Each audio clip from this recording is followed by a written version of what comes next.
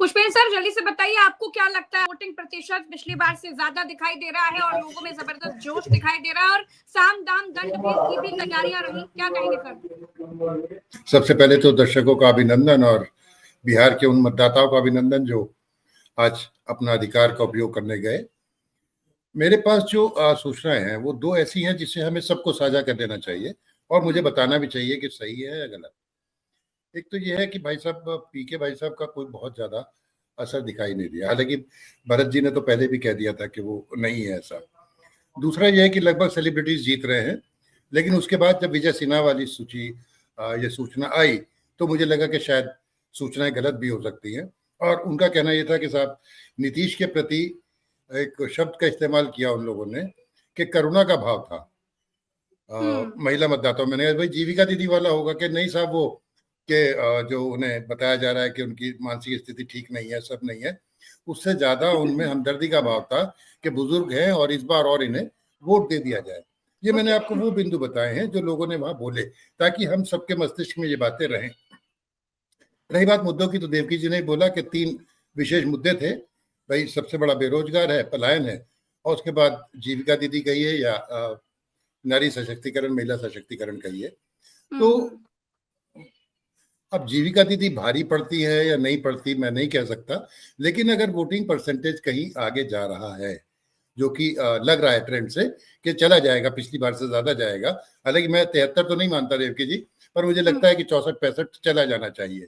और ये भी स्थापित सत्य था कि भाई ज्यादा वोटिंग का मतलब होता था सत्ता परिवर्तन, लेकिन चाहे वो बिहार हो या बंगाल हो या और राज्य हो, तो वहां पे हमने इन्हें अपवाद भी देखा कि वहां पे वो दूसरी वजह से ज्यादा मतदान हुआ। लेकिन जो टोटल सिनेरियो आ रहा है, जिसमें आज जैसा भरत जी कह रहे थे कि कोई आवाज नहीं थी, सिवाय विजय सिन्हा वाली घटना को अगर छोड़ दे तो आई नहीं है, पर छिटपुट बातें और भी जगह आई है। कई जगह आया कि ईवीएम के लिए शिकायत आई है 1-2 जगह पे। बाकी जो तेजस्वी और राजद ने आरोप लगाया कि भाई मतदाताओं को जाने नहीं दिया जा रहा या धीमा किया जा रहा, तो ये रणनीति कई जगह अपनाई जाती है।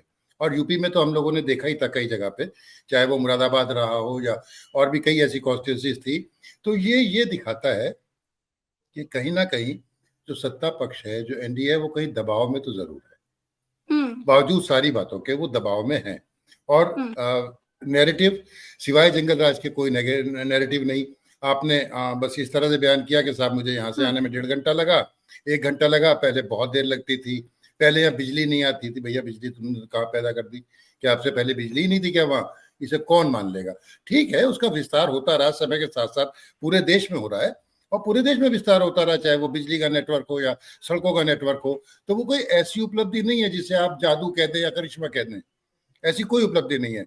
रही जंगल के राज की बात, अगर मैं चलो वो नाले वाली बात नहीं भी कहता, उसे कानून व्यवस्था की भी बात कह दे, तो समय के साथ यहाँ भी आसपास भी नक्सल थे, जातियों की सेनाएं थी, तो जातियों की सेनाओं पे तुरंत कोई सरकार अंकुश लगा सकती है कि शायद नहीं। जैसे कि अमित शाह ने खुद स्वीकार किया कि अपराध तो रुक नहीं सकते। अभी उन्होंने कहा ना, जब हत्या की बात की गई मोकामा में, तो उन्होंने खुद ये कहा। तो भाई आप उसका निदान ये करते हैं कि आगे से ना हो, या वो रंजिश आगे ना बढ़े, या जो उसके दोषी है वो पकड़े जाए, उनको संरक्षण ना हो। अगर संरक्षण नहीं है तो फिर सही है। लेकिन ये भी आपको पता है कि कब गिरफ्तारी हुई अनंत सिंह की गिरफ्तारी तब हुई जब मोदी जी की रैली होनी थी। हाँ, उससे पहले हुई कि भाई उनकी रैली से पहले कुछ हंगामा ना बच जाए या इशू ना बच जाए। तो ये सारी बातें बताती है कि कहीं ना कहीं सिर्फ इतना ही नहीं, अनंत सिंह से सहमति लेने के बाद वो तो ऑफ द रिकॉर्ड हो सकती है, ऑन रिकॉर्ड नहीं कह सकते, बट डेफिनेटली उसकी बात की गई होगी। और उन्होंने भी सोचा हो शायद कि भाई यहाँ तो लड़ नहीं पा रहे, सलाखों के पीछे से हो सकता है कुछ हमदर्दी का वोट मिल जाए। तो ये सारी चीजें हो सकती हैं। तो मुझे तो यही लगता है कि जो सत्ता पक्ष है वो दबाव में है। और आज जितने भी, मतलब उसे एग्जिट पोल तो नहीं कहूंगा, लेकिन जितनी टिप्पणियां मैंने देखी तो वो मिली जुली थी। लगता था कि कड़ी टक्कर है। और अभी तो भैया मिथिलांचल उधर सीमांचल वगैरह जाएंगे तब क्या होगा। अभी तो देखिए पहला चरण है ना।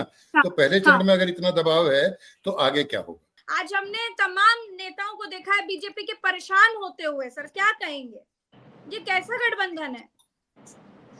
पहले तो विजय सिन्हा जी की बात कर लेते हैं कि उन्होंने क्या क्या कहा। उन्होंने तो यहाँ तक कह दिया तुम गुंडे हो, जहां जिंदाबाद के नारे लगवा रहे थे। और ये भी कहा कि सरकार आने दो तो बुलडोजर चला के और कुचल देंगे, सीधे सीधे ऐसे शब्द बोले। और एसपी को कायर कहा। उसके बाद एसपी वहां गए, जो चंद्रकांत जी ने बताया अभी कि उन्होंने साफ कह दिया कि भाई वहां तो वो विरोध था उनका सड़क ना लेके। पर इसमें जो दो बातें महत्वपूर्ण जो चंद्रकांत जी ने और भरत जी ने कही, जो बिटवीन द लाइंस है मुझे लगता है हम जब ऐसे डिस्कशंस करें तो बिटवीन द लाइंस की बातें ज़्यादा आनी चाहिए, ताकि जो हमारे दर्शक हैं उनको लगे कि सब लोग फील्ड में होके आए हैं और जानकारी रख के आए। तो मैं चंद्रकांत जी को, भरत जी को इसके लिए बधाई दूंगा कि उन्होंने कम से कम उसे सूंघा तो सही, जिस बात को मैं सोच रहा था कि बाद में करूंगा, कि क्या ये बिटवीन द लाइंस जो खाई है वो बहुत चौड़ी है या नैरो है।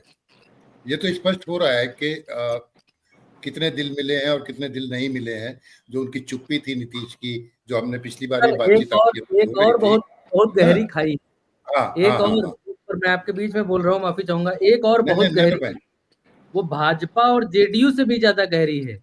वो है, शैलेश सर बताएंगे ज्यादा बेहतर मुझसे, चिराग पासवान और नीतीश कुमार के सपोर्टर एक दूसरे को काला चश्मा लगाकर भी नहीं देखना चाहते हैं। एक आंख जहां पर चिराग एग्री कर रहा हूं, उसी पर मैं आना चाह रहा था कि वो वोट शिफ्टिंग नहीं, कहीं और चला जाएगा, फेंक ही आएगा, घर से नहीं निकलेगा, लेकिन चिराग पासवान के साथ नहीं जा रहा है, ये भी क्लियर दिख रहा है। वोट शिफ्टिंग नहीं हो पा रही है और सब एक दूसरे की टांग वहां खींचने में लगे हो, ऐसा बिल्कुल साफ दिखाई दे रहा है। और इसके लिए मैं समझता हूँ कोई और नहीं, जो सबसे बड़ा भाई होता है घर का वही जिम्मेदार होता है, और वो बीजेपी है ना।